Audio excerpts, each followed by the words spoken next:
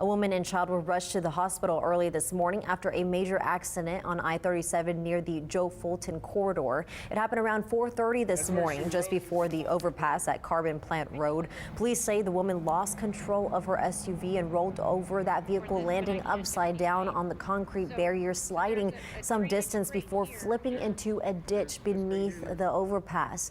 The woman suffered major injuries to her face. A baby was also in the SUV, and they were transported to Driscoll Children's Hospital to be checked out.